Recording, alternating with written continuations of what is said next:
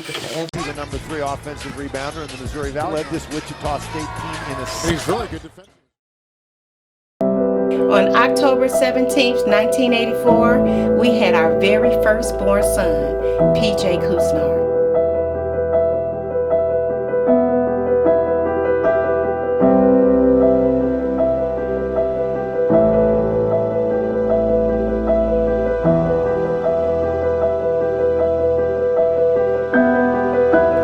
This whole thing, believe it or not, started in the CUNY homes.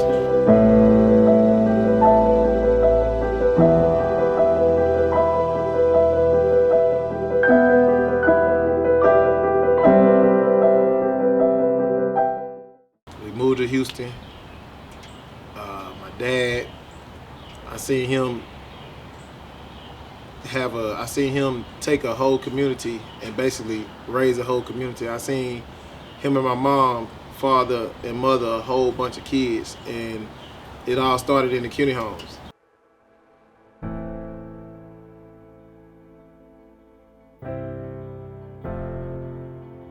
We moved to Bayou Landing. First day we moved to Bayou Landing, my dad gets the Fisher Price rim out of the truck, and he puts it in the middle of the Bayou Landing apartments. And he gets out the car, and he makes this big old announcement. Whoever think they could play basketball, whoever think they better than my son, come play them right now, one-on-one. Apartment probably like right here, and then this was the washateria, and right where that brick at was where the playground was, where my daddy put the basketball goal and said, hey, if you want to play my son one-on-one, come line up. And I played everybody in the whole project. And first thing, everybody like, what? Who is this dude? So immediately, you know, kids started to come and they started to line up. My daddy had us going to 7, all ones. And I must have played 15 or 20 people that day. I undefeated through the whole day. And the first person I lost to was named Brian Burnett. I'll never forget his name. This where it was at. Bayou Landing Projects, Bayou Landing Apartments. That was my introduction, not only to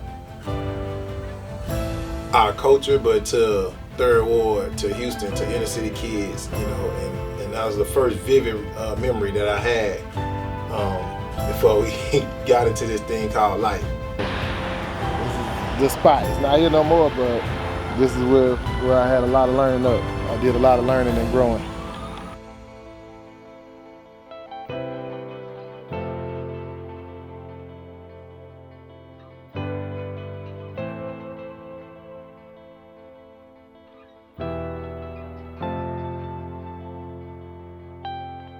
Yeah, this is the house right here. This is where we grew up in. Right here. Everybody in the neighborhood. Coming to Houston, coming to Third Ward is a big change, and it's a testament to my mom and my dad, who kind of put their footprints on the community by doing a whole bunch of stuff. I mean, after that day at the basketball court, I probably stayed in the house with no less than 12 people in it all the way till I went to college. Growing up with my brother PJ, it was fun. You know, he's very family oriented. He loves his siblings. He loves his family, period. Even though he used to tell on me all the time, I still want to fight him for that. But, you know, it's all right. I still love my brother. He gonna beat me up for saying that.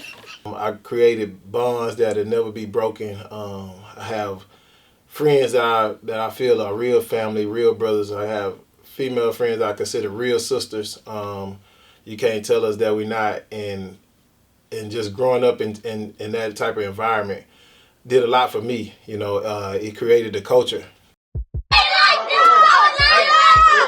Hey, the Pleasantville Oilers want it, they can get it. The Motor City Jaguars want it, they can get it. Yeah, y'all know what time it is. We here,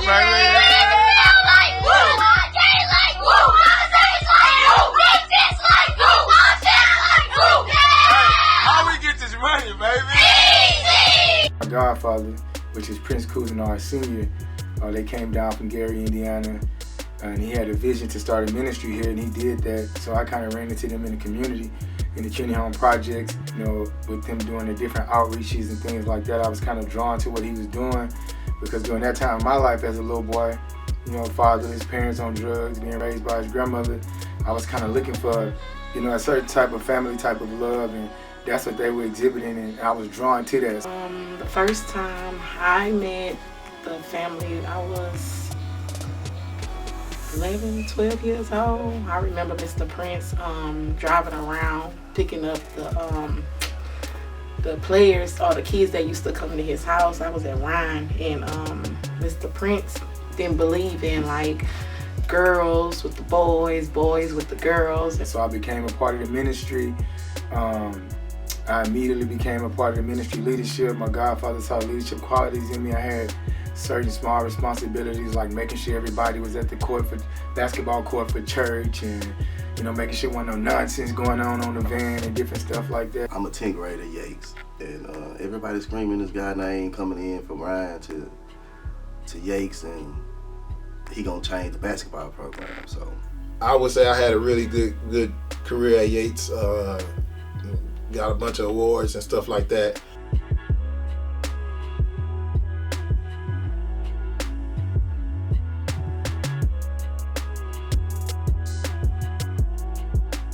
So one day after practice, I go to the basketball gym, and I see this bald-headed kid killing. I like the way he's game, not knowing that this is PJ. Every day you heard, we don't run from responsibilities, we run to them. Every day you heard, you gotta compete.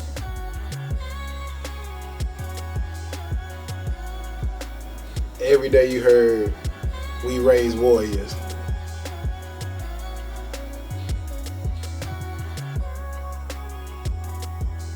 He was playing well at Yates and helped me get a scholarship to Wichita State.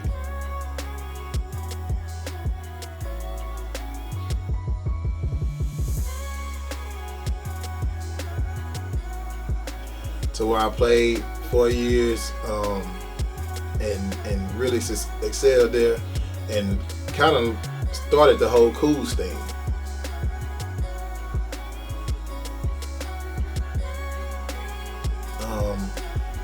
As a freshman, I remember the first time I scored a bucket, and the whole crowd was yelling Kools, and everybody like, man, why they booing you? Why they booing you? I said, I don't think they booing me. I think they just saying my last name because how you say it. So that's where Cooz Elite originated from. It originated from the fans at Wichita State yelling Kools every time I did anything. Every time I checked in a game, they Kools. Every time I got a steal, every time I made an assist, every time I get a basket, they was just yelling Kools the whole time.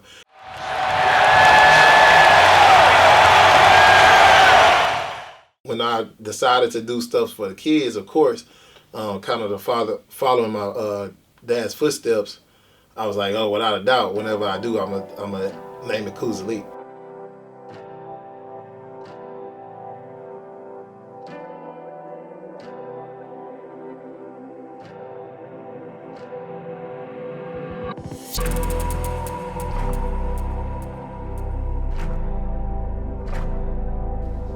The people that they brought up, like I said, I didn't get with them until I was like 11 or 12.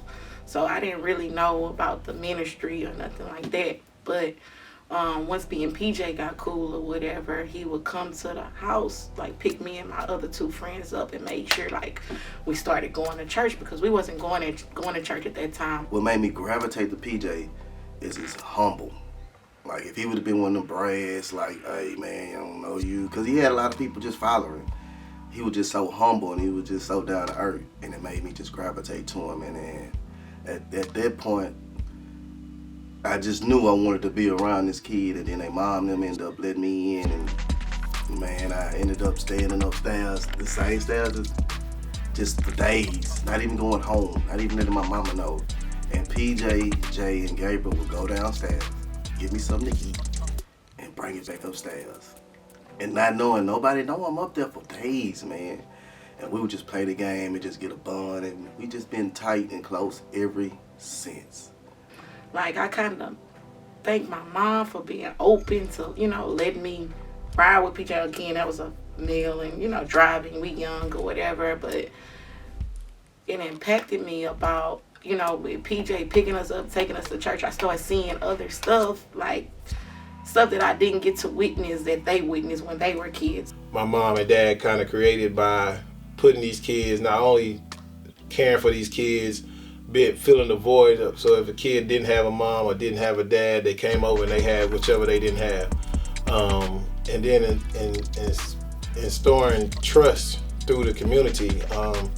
A lot of single parents trusted my mom and dad with their kids. Like a lot of kids trusted my mom and dad to help them with their future, help through tough times. I mean, we've been through so many things, so many funerals, so many graduations. Programs and Mr. Prince them giving back to the community. To this day, like I still hear people when we say Mr. Prince name or Mama Sheila name, like talking about, oh, they did this for our family. You know, I remember one time I was at their apartment in Bayou Landing, and groceries were scarce. You know, they really didn't have nothing, and we didn't have much food at that time.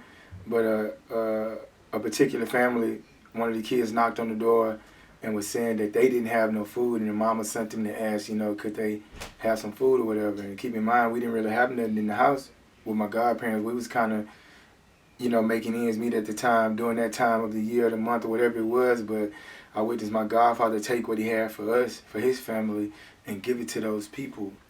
The most impactful thing that PJ and his whole family showed to me is that, you know, they care. Like, they brought kids in that they didn't even really have to bring in. And they didn't treat you as if you was an outsider. Like, they treated me as if I was one of their brothers. And that stood out a lot to me. Because I was less fortunate. And when they would get something, they would always share. And always make sure you feel like you wanted it.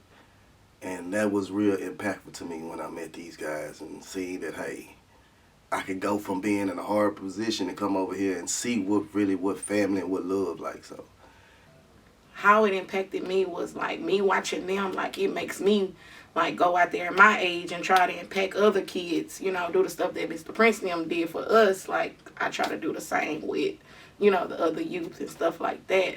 I have a little league team or whatever, so like I kind of take it, you know, personal. Like I watched Mr. Prince and them like not have much but make a lot out of everything, you know, and not just with just his boys. Like he accepted everybody into their family. Like, no, I'm not blood related or anything like that, but I still call this home. Like I feel like I can open the door and walk in without knocking, you know, and stuff like that. So like I try to make my home the same way or whatever, because some kids just be need an outlet on life or whatever. So That kind of shaped my heart and my thought process about real leadership.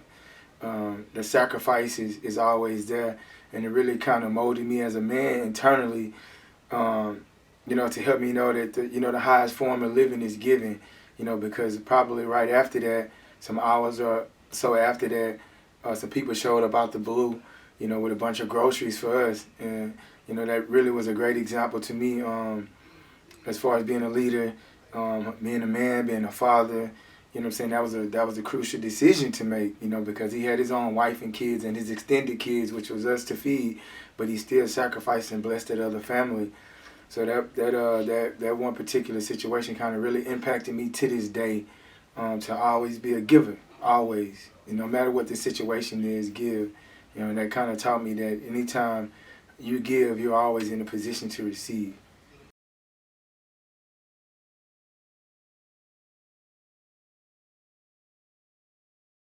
Coming up, we had a bunch of challenges, and me personally, it's a story that like my family knows, and everybody like that's in the inner circle knows. Like I had a tough time reading growing up. I remember, I think it was 3rd or 4th grade. My dad was sitting home with me, and we both was just crying because I could not get it, you know.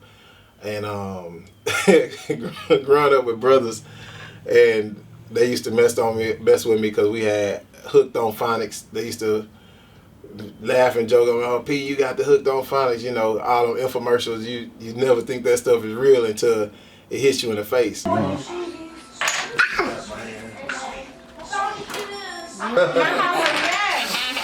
Me struggling to read and seeing how much strain that put on my family and everything, and just in general, not knowing what's going on, it gave me a different outlook on now, being educated and stuff, gives me a different outlook on when I encounter other kids that go through the same situations, because we all had these challenges.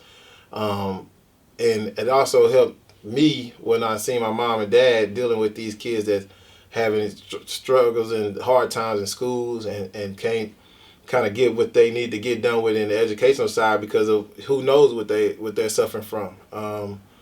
And sometimes it's just tough, and it was just tough on me to basically reading. And my dad probably could tell you the story better than I can, but yeah, I remember just sitting on the couch, me and him just he crying, I'm crying, just couldn't get it. And I think that's one of the most pivotal times in my life, something that I never forget. Pants with, get that over here. He still got the tag on his feet. Must be the ugly shot, boy. That's what you gonna make, boy. You gonna make that ugly shot. We're not to do on the diet. Please don't get the back in his head, because this lining is in a race. It's running down his back. Yeah, people that know my daddy know him. But I'm the original Prince Cousinard. I know y'all heard a lot about PJ. That stands for Prince Cousinard Jr. So I want you to know that I'm the original Prince Cousinard. So everybody needs to know that. I had a pretty tough life coming up.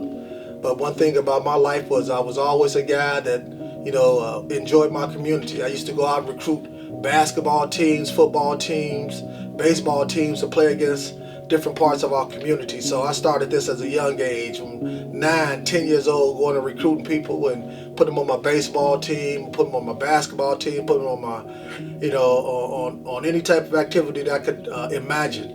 So, we had a lot of fun doing that. That's when going outside was a unique thing instead of, playing video games. And my dad showed us, the guys, like, you don't have to be drug dealers and thieves and robbers and jackers. Like, it's other things to life. So like we went to camps where you had to do all type of stuff, rowboat, climb mountains.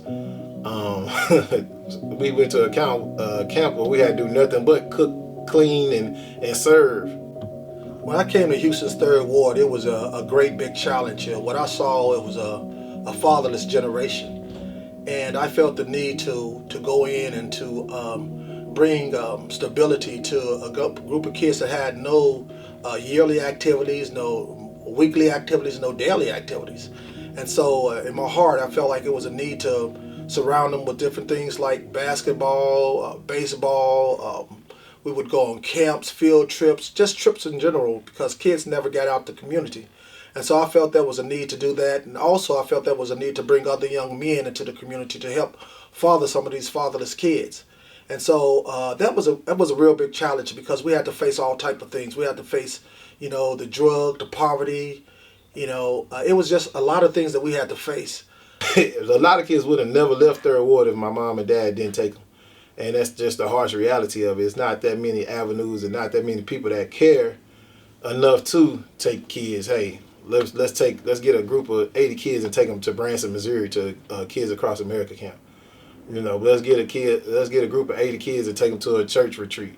I think a lot of that stuff goes unnoticed or just gets swept under the rug because it's rare. And a lot of people, when they see stuff that's rare, they just, no, I don't know what that is, but then they just kind of forget about it. I think my mom and dad deserve a bunch of credit and a lot.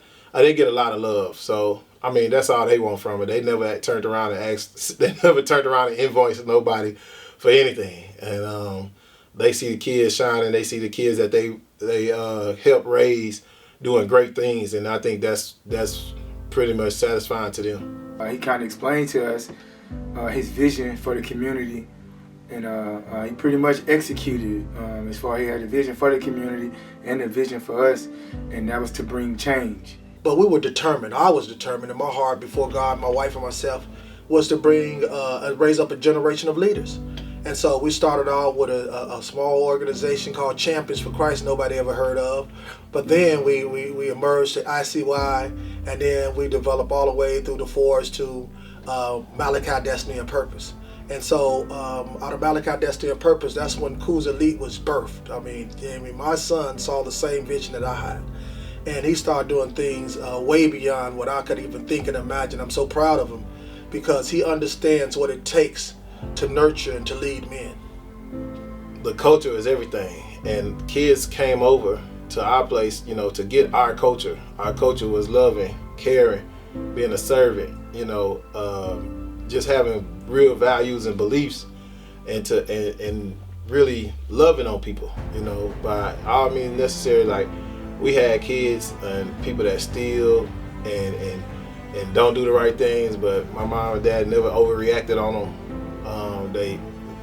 Why are you doing this? You know, just showing different avenues of discipline as well, instead of just always fussing and cussing people out. You know, and I think that went a long ways, not only in my life and the way I handle myself and conduct myself, but it went a long ways in a lot of the kids that they encountered, because now you have kids that's running their own companies, running their families, being great mothers and fathers. You know, it stopped a generational curse of single parents, mom and dad, people running off. I know we did a lot to kind of help the community in those situations.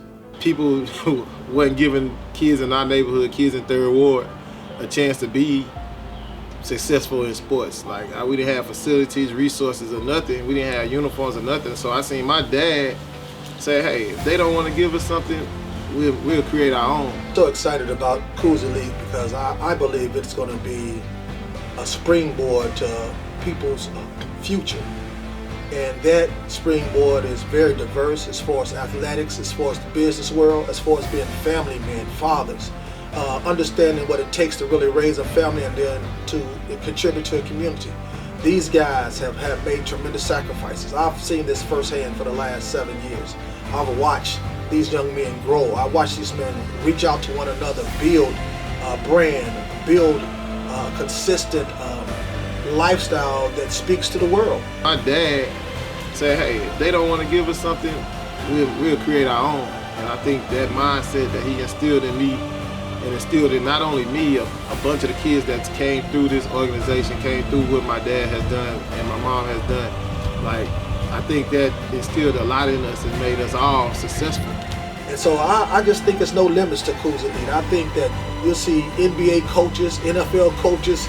I believe you'll see, you know, executives, GMs. I believe you see trainers, announcers. I think you would see every facet, you know, of the sports world based on the relationships that we build with individuals. I always look back on how far I've come from that to being able to do what I'm doing now, and being able to put not only myself in position but people around me in positions to succeed.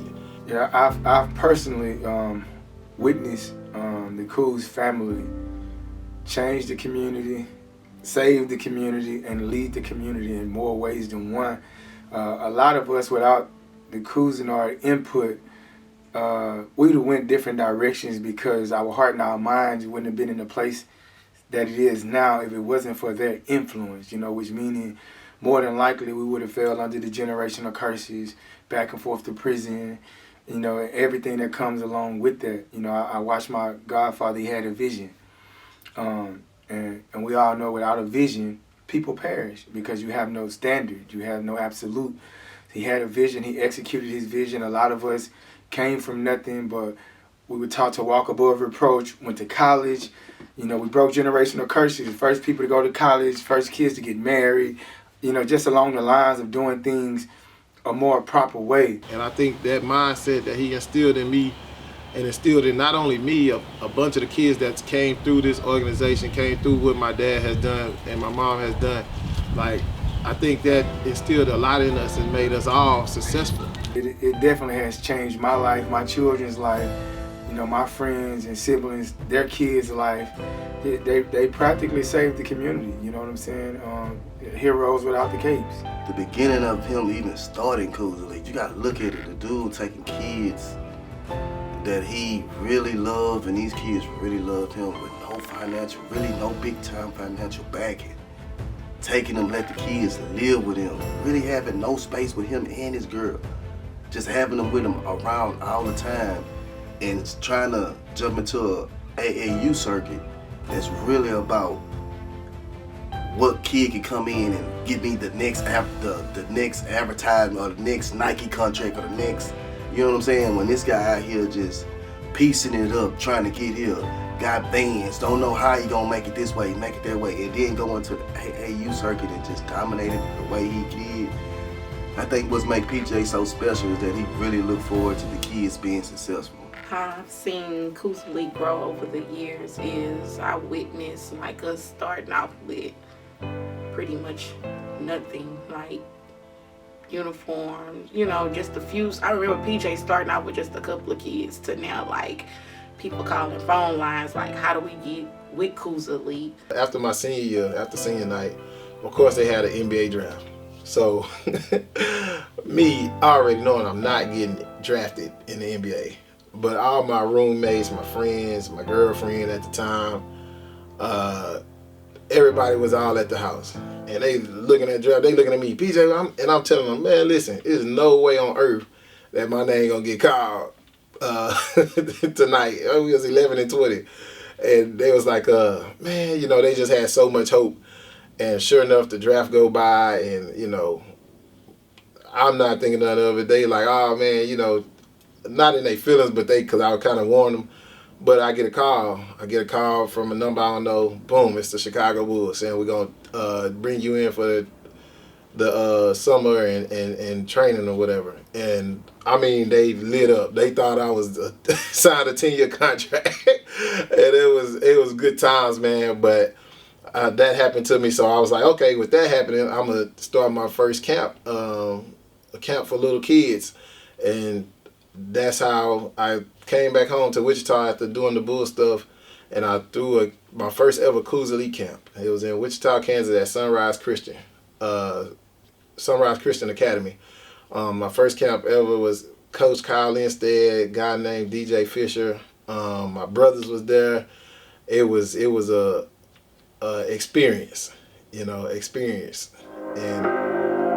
yeah, it was the beginning of something so great.